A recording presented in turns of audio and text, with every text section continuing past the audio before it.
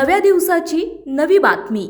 बाबुळसर खुर्द येथील 2 व्यक्तींचे सुरू असलेले भांडण शांत करण्यासाठी मध्यस्थी करणाऱ्या 18 वर्षीय निष्पाप तरुणावर चाकूने जीवघेणा हल्ला केल्याची धक्कादायक घटना रांजणगाव हद्दीत घडली आहे। या हल्ल्यात विश्वजित फंड हा तरुण गंभीर जखमी झाला असून त्याच्या हाताच्या नसा तुटल्या आहेत। मिळालेल्या माहितीनुसार मंगळवारी 28 तारखेला सायंकाळी 6:30च्या सुमारास निखिल गुंजाळ आणि सोनू वाळके यांचे रांजणगाव येथील गौरव फंड यांच्याशी काहीतरी कारणावरून जोरदार भांडण सुरू होते।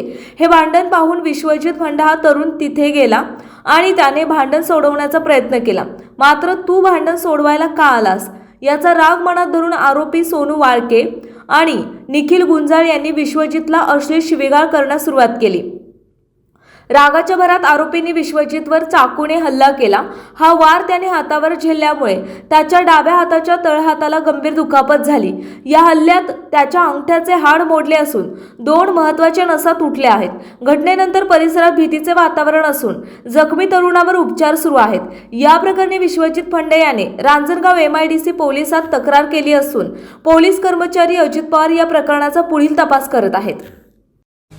आपल्या परिसरातील महत्त्वाच्या बातम्या पाहण्यासाठी आजच नवप्रभात न्यूज चॅनलला YouTube वर सबस्क्राइब करा आणि बेल आयकॉन प्रेस करा।